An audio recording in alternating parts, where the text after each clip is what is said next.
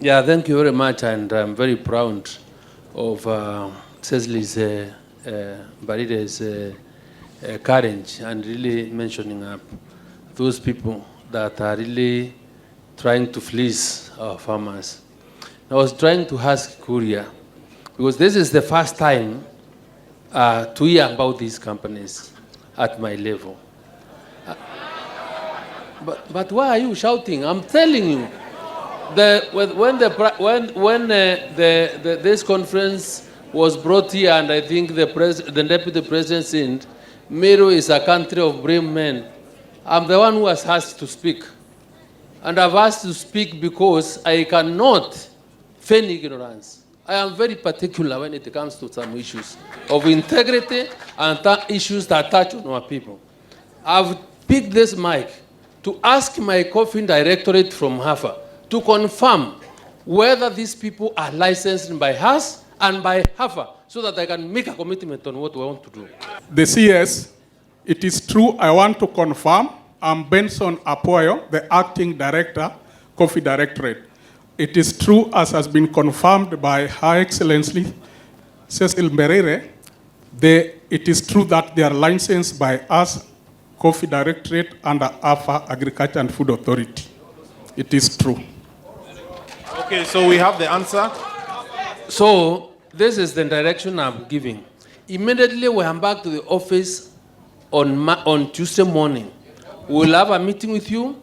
We cannot allow this to happen. If they want to take me to court, they can do it. We will sit down and see how to revoke those licenses so that we have a way to end that cartel nature. Although Ndrega tells me, the coffee bill is also a solution to the problems that the industry is facing. But before we get to the passage of the law, I will deal with it as long as I have the force and the power of law to deal with it next week. Thank the members of parliament, both in the Senate and the National Assembly, for coming to this conference. Because the matter of legislation on coffee is squarely in your hands. Now, in the last parliament, and I'm happy Dr. Chairman of Agriculture is here. He is the chairman now, and I'm also happy that Meli is here. We were with them in Committee of Agriculture. It took forever, Your Excellency, to get that law to pass. Parliament adjourned before we had passed that law. I want to request, and I'm happy the Majority Leader, Kimani Ichung'wah, is here, that kindly let us agree that between the Senate, where the bill is, and the National Assembly, in the same way we expedite important government business, that you are surely going to make this a priority going forward. So that in the next 2 months, we can have that law enacted, signed by the President, and we can start implementing the important things we are talking about right now. Please let not this session go on recess before you finish this important matter. It's not going to be easy, but I'm happy because now I can see where it is being championed from. I'm very comfortable. I know it will work. Because these people are not easy. I want to see Raisi, even when we are doing it at the Senate, one day you would get one of our members saying, but you know these things, why are we removing these people? Who is going to sell the coffee for us? Our coffee sells itself. Yes. It is known worldwide. All you need to do is remove those fellows. The reason why we are poor as coffee farmers is because our coffee is not available to the people who want to pay top dollar for it. The other fellows, the fellows who manipulate the NSC are only 6, Your Excellency. They are not more than 6 fellows who manipulate the NSC. They are 6. I'll give you the names so you can get to know who they are in different names. And you know, I know you know because you mentioned they come in different forms. One company and another company.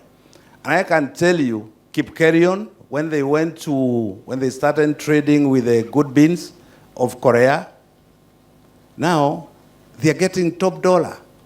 All the other farmers here who deal with directly with the importers, they're getting top dollar. But our own people, the leadership of cooperatives, they don't want that. Why? They want to uko.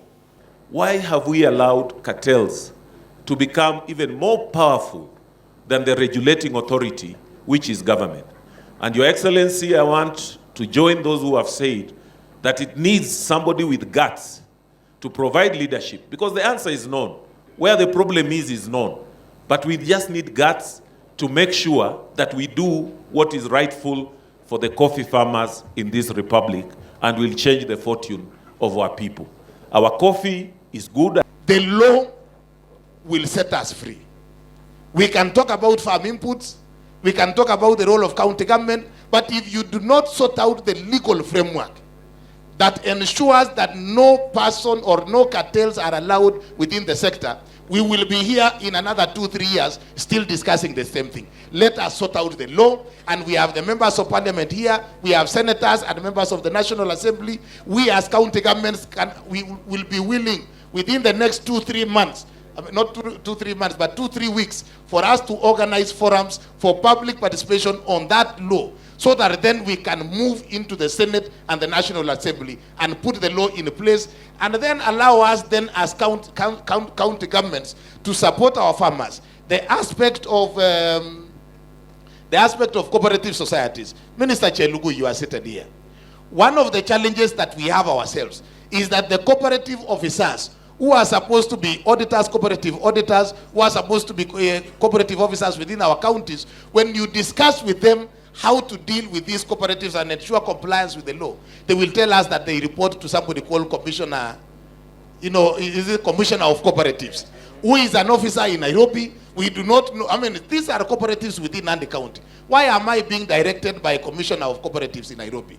We must be able to also deal with that particular element, so that then we can be able to devolve, allow us to deal with our cooperatives, allow us to re-engineer our cooperatives. If you want to put money, I am not going to put money into a cooperative society that I have no control over, that I cannot be able to audit. Why will I put money there? So if we can open up, you will actually allow county governments to continue budgeting and put resources, because we know those resources are going to be into good use. But otherwise, if you are shielding county governments out of the running of cooperative societies in terms of auditing, then we cannot be able to put our resources as county governments. So basically, from my perspective, it all lies on conflict of interest and the law. If we can fix the law, then allow us to continue doing that which we have to do. You have already done inputs, Your Excellency. The national government, you have given us, for the first time in almost 10 years, coffee farmers are benefiting from the subsidized fertilizer.